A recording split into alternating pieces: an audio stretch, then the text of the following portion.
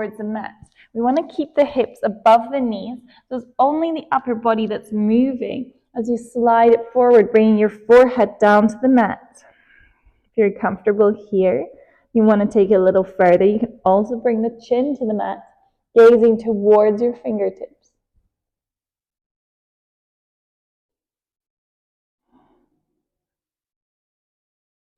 Finding the expansion across triceps, across your chest, your belly. We're here for one more breath.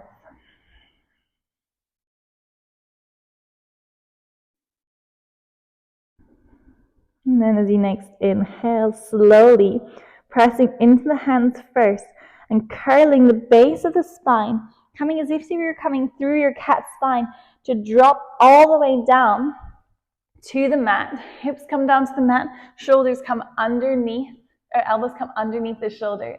We're in our Sphinx pose.